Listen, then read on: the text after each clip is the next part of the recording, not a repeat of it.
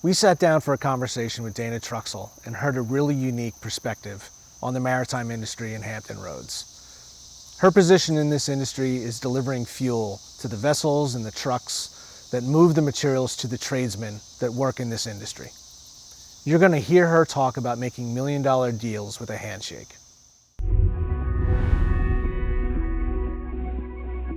How we got to be who we are today is based upon who we started out as and those foundational things. So that your dad was in the Navy as one of the founding SEAL team members surely has shaped your outlook and your approach on things. And we were talking a little bit before.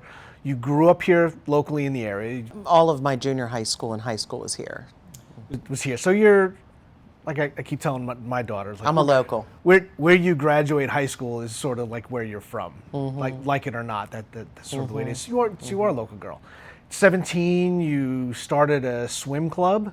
I started off just working at Broad Bay Country Club. I was the manager of the pool, but I was in high school at the time, and I was a big swimmer, so of course it turned into coaching the swim team, starting the swim team, naming the swim team, getting us into the Virginia Beach Swim League, that type thing. But so you've got some pretty deep roots here. You're anchored in the region. I'm anchored here. But your first job after college was not in the maritime industry. No, first job, one of my best friends, her mother owned a staffing company, and her stepfather was the president of Metro Machine, Lou Sherman. So I went to work there for right out of college, and that was my first dabble in the maritime industry. And the industry then was a lot different. Transitioned from there and ended up in the trash business of all things, the industrial sector. I ended up getting a job for a local company, Waste Management, not local, they were Fortune 50 when I worked there.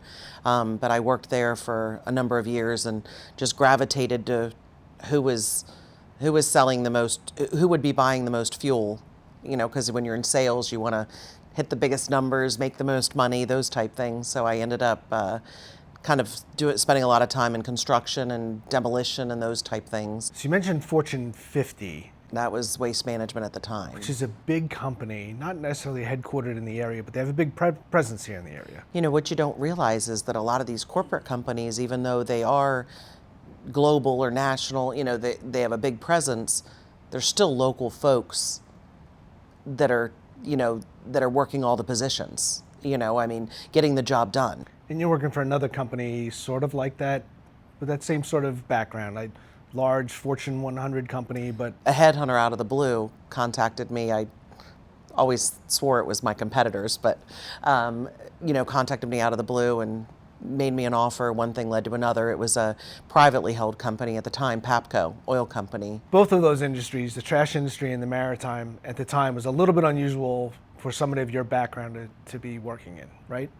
Sure. I mean, you tend to see more males, in those type industries, but I, growing up with a SEAL dad and a mom that probably could give him a run for his money. Has that changed in your time in the industry too? Oh, definitely. It's not so unusual anymore seeing people from not the typical backgrounds coming into the industry, right? Most definitely. I mean, you definitely see more women getting into different operational industrial sides of things than you ever used to. But it's still, there's still a lot of opportunity out there. What do you think has caused that change or that shift for people from unusual or atypical backgrounds to come into the industry? Because it's not just women, and that's not the state of the industry now. We need more people to come in, so it's going to be people who maybe didn't have a background in it before. What makes recruiting people into the industry successful that way? Being in all businesses, but especially the maritime related, a lot of them are family businesses. A lot of them, there's their grandparents, their parents, a lot of the vessel owners. I deal a lot now, being in the fuel business, I fuel tugboats, a lot of what they refer to as brown water. So all of the local tugboat fleets, fishing vessels, Coast Guard vessels, a lot of the Army Corps of Engineers, anyone who has a need, we've got the waterfront terminals for, but all of those folks are just fantastic to do business with. So for me, I made the transition and decided to stay there because the people were easy to do business. You still do, $1 million deals over handshakes. It's a pretty dynamic group of people. Dana, you and I met through the Propeller Club. Yes. And you're involved in a lot of industry organizations, not just in the maritime, but particularly in the maritime here in the region. Can you talk a little bit about those? Yes. For me in sales, it's been so important. I am a past president of the Propeller Club. I was on their board active for roughly a decade. The relationships that I forged there are just so important. And through that, networking and doing things, I currently serve on the board at the Virginia Maritime Association and just took that to another level. But all of the organizations and the associations, a lot of our goals are combined with trying to grow workforce development. What are the goals of some of these organizations that you're part of? The Virginia Maritime Association, where I currently serve on the board, they're active with promoting information and lobbying and doing things to try to help support their member associations, such as workforce development, trying to tie folks into wanting to come to work and do things within the maritime sector.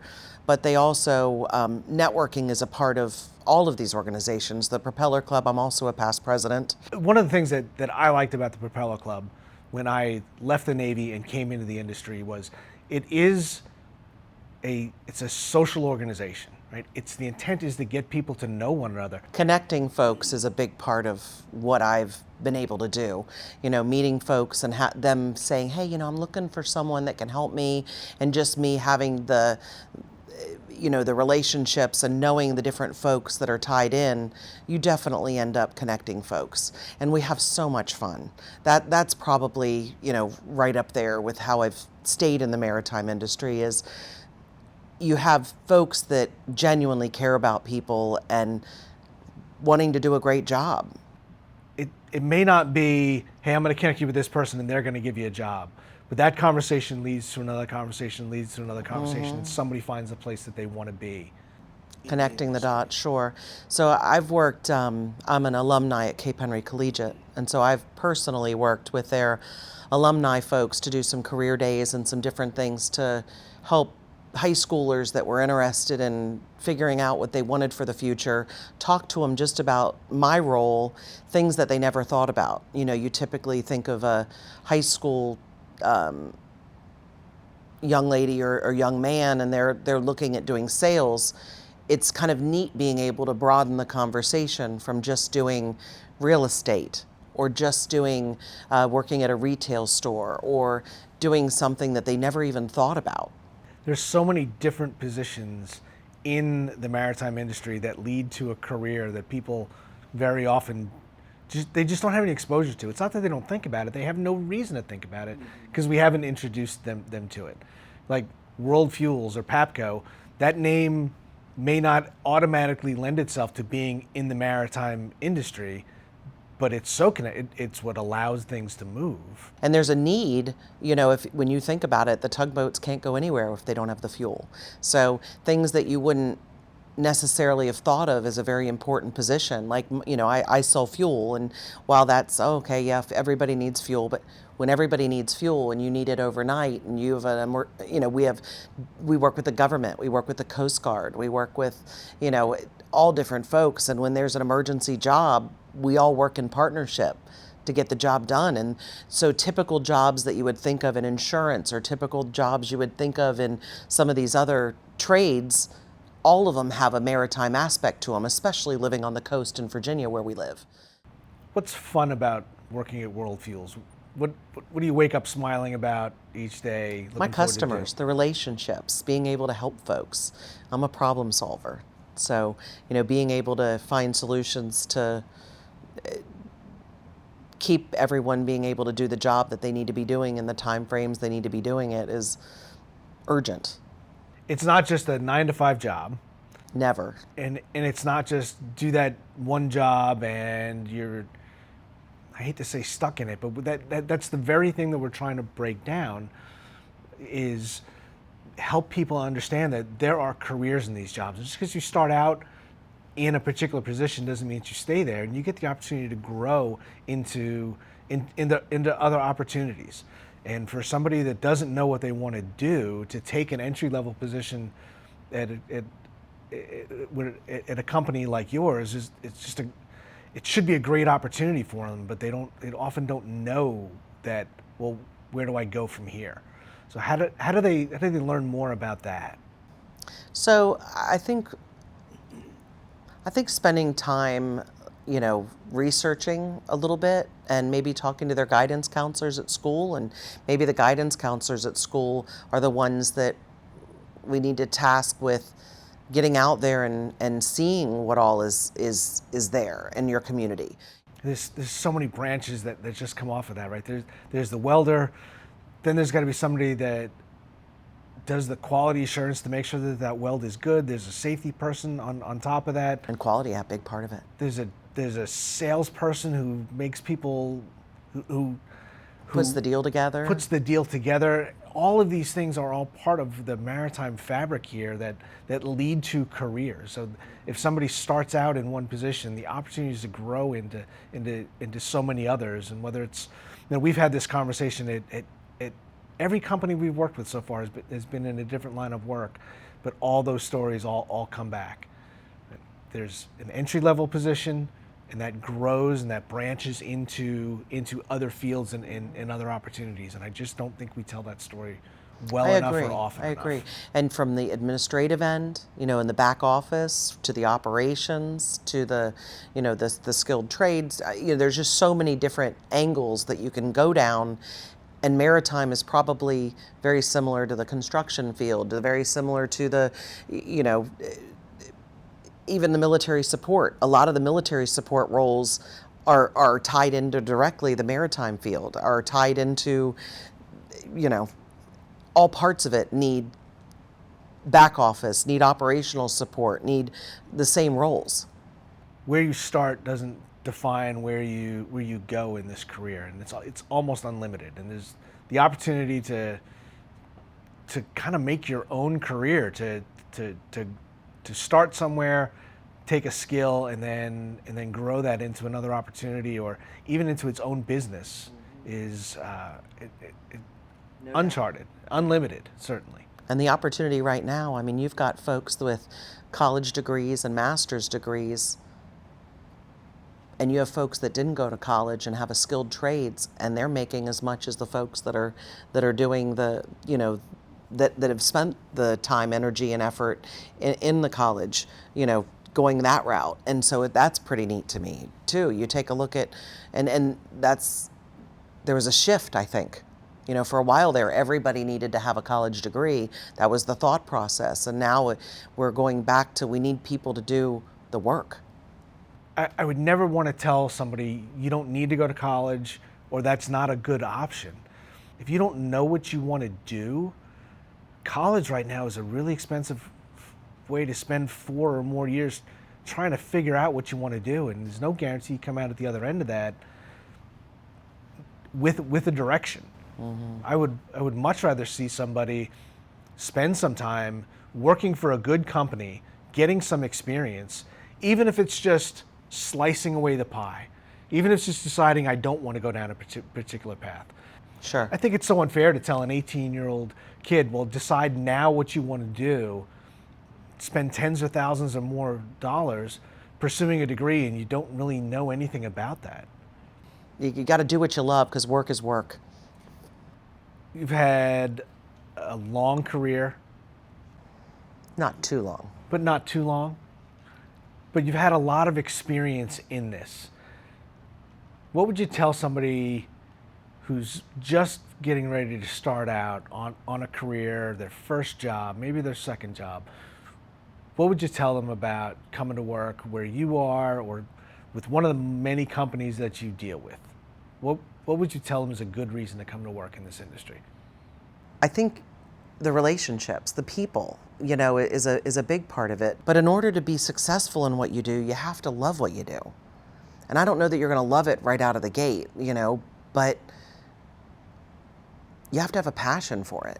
And I'm very passionate about, and it sounds silly in some ways that I'm passionate about giving people fuel. I mean, I don't know that I'm passionate about giving people fuel, but I'm passionate about doing a good job and helping people and being the person they can count on and doing a good job.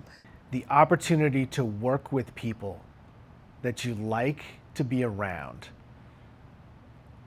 even if the first or the second or the third job isn't the thing that you love, when you're working with people that respect you, that value you, that will continue to help you find opportunities, you're going to find a place in this industry. Most folks in our industry, and others, are willing to have that conversation. We all want to see people succeed. We want to see the young folks. Most of us have children and do want these kids to be successful and do good, and we want to find folks to take over our positions when we're not wanting to be there anymore because we've had a long career. We want folks to be able to do a good job taking over our positions. But those personal relationships that you build, the ability to ask people what seems like a dumb question but still get an answer and get help from genuine people, is one of the things that's made it fun for me to be in the industry, and it seems like it's been fun for everybody that we've talked to. And it's a common theme that while it can be a rough industry in that it's hard work, and when it's hot outside, it's a hot day of work, certainly, but the people are all in on helping one another succeed. I agree. And if you're coming from a place seeking knowledge and respect, people are going to actually enjoy helping you. And I think that's a great way to wrap this up, right? It is a welcoming industry. If you ask for help, people are going to help. Most definitely. Don't be afraid to ask. Yep. Great. Dana, thanks so much for your time today.